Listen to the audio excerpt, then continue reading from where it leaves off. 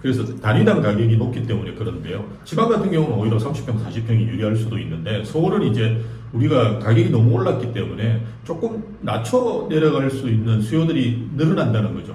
왜냐하면 어쨌든 우리가 지역은 불변이거든요. 네, 안녕하십니까. 저는 우대빵 부동산에서 연구소장을 맡고 있는 심영석입니다.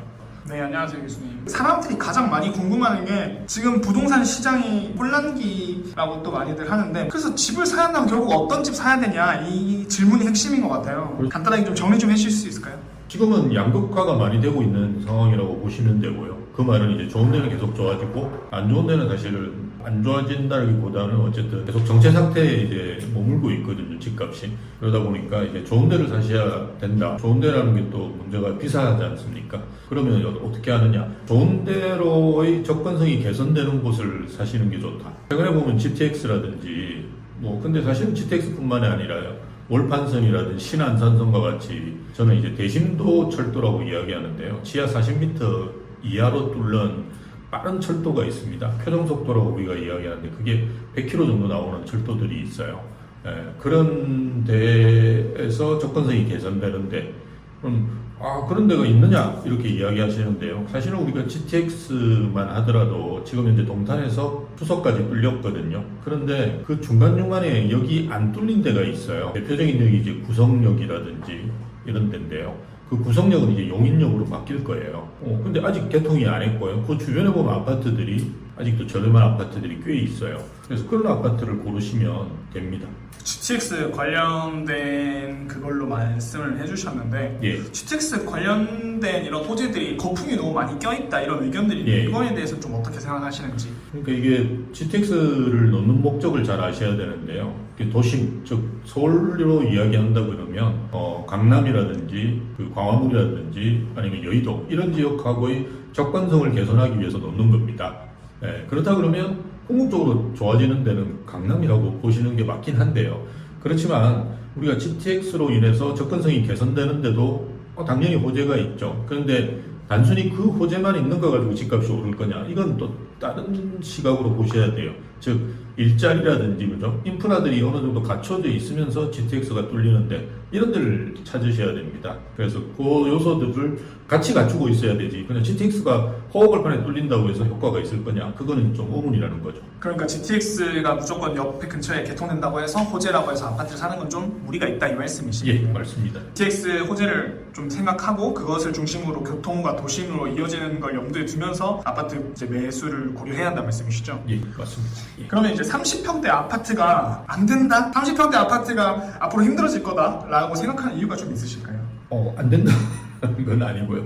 30평대 아파트가 지금 이제 국민평형으로서, 국민평형이라는 것은 아주 대중적인 아파트다 보니까 30평대가 많이 지어졌어요. 그럼 이제 그 양이 많다는 것은 장점도 있지만 오히려 이제 단점이 될 수도 있다라는 걸 좀 생각하시는 게 좋고요. 그럼 서울하고 이제 지방 같은 경우 다르게 우리가 보셔야 될 게, 서울은 이제 20평대에서 30평대로 이렇게 갈아탈 때 한 10평만 이렇게 높아지더라도 가격이 굉장히 높아집니다. 그래서 단위당 가격이 높기 때문에 그런데요. 지방 같은 경우는 오히려 30평, 40평이 유리할 수도 있는데 서울은 이제 우리가 가격이 너무 올랐기 때문에 조금 낮춰 내려갈 수 있는 수요들이 늘어난다는 거죠. 왜냐하면 어쨌든 우리가 지역은 불변이거든요.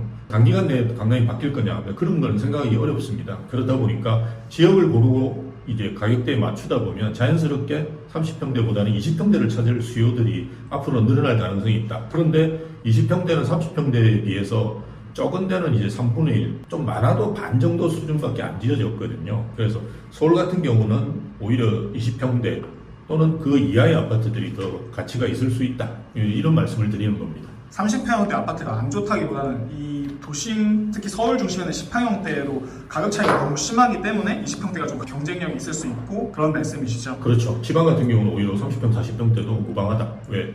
가격 차가 거의 없고 단위당 가격이 크게 뛰지를 않기 때문에 그런 걸 선택하시는 분들도 있을 거라는 거죠. 서울 도심 중심에서 큰 평수는 가격이 하락할 가능성이 있다고 좀 해석을 해도 될까요? 예, 또 이제 장기적으로 본다 그러면 대형 평형이 위험하다 이렇게 생각할 수 있는데요. 근데 단순히 이제 대형 평형이라고 해서 위험하다 이렇게 생각하시면 안 되는 게 신축 대형 평형은 희소성이 더 커졌어요. 왜냐하면 최근에 이제 신축하는 아파트들을 보면 40평형대가 거의 최고 평형이고요. 50평대, 60평은 거의 안 지어집니다. 그래서 우리가 반포라는 지역을 예를 들면 반포자이라는 아파트가 있고요. 레미안 퍼스티지라는 아파트가 있는데요. 이 아파트 같은 경우는 한 10년, 15년 전에 지어진 아파트입니다. 그래서 이 아파트 대형 평수들을 보시면 50평, 60평, 70평, 80평까지 있어요. 그래서 되게 많습니다. 근데 최근에 우리가 지어지는 신축 아파트들 보면 50평, 60평이 잘 없거든요. 그 말은 뭐냐 그러면 신축이면서 대형은 훨씬 더 가치가 있다는 겁니다. 왜냐하면 그 수요는 있거든요. 그런데 더 줄어들기 때문에 그리고 오래된 아파트들은 이제 안 가려고 하니까 그래서 우리가 단순히 그냥 대형 평형이 안 좋다 보다는 좀 구축인데 대형은 앞으로 조금 힘들어지지 않을까 특히나 외곽 뭐 이렇게 판단하시는 게 좋죠.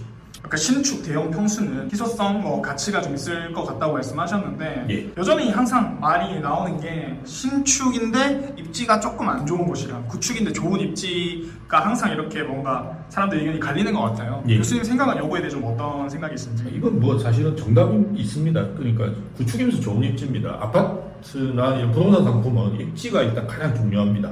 그 중에 우리가 신축을 찾는 거지. 서울 외곽, 노도강 금강구에 아무리 신축이 좋다고 하더라도 압구정동 같은 경우는 전부 구축밖에 없습니다. 아시다시피. 그럼에도 불구하고 이 아파트가 평당 1억이 넘어가는 이유는 다 있거든요. 그래서 일단 입지를 생각하시고 그 다음에 이제 신축, 준신축 이런 걸 찾으시는 게 좋겠죠. 그리고 갈아타기에 대해 여쭙고 싶은데요. 결국에 투자적 관점에서 부동산을 바라다 보면 사람들이 결국 마용성, 강남, 송파 이렇게 몰리는 것 같아요. 이쪽은 항상 사람들의 의견에 이견이 없는 것 같고. 예. 근데 일반인이 이렇게 강남 쪽으로 아파트를 살 일이 평생 있을까요? 언젠가는 사시는 게 자산가들한테는 일단 좋다라고 보고요. 저희가 갈아타기 관련된 최근에 이제 보도자료도 발표했는데요.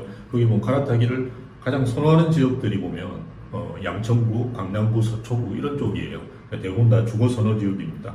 그래서 갈아타기를 저는 계속 해야 된다라고 주장하는 사람 중에 하나인데요. 왜냐하면 우리가 인구가 줍니다. 그리고 조금 있으면 이제 가구도 줄 거고요. 그렇다 그러면 이런 걸 우리가 인구의 사회적 변화라고 하는데요. 물리적 변화는 이미 우리가 줄어들고 있고요. 대신에 이제 사회적 변화를 어떻게 대처하느냐가 중요한데요.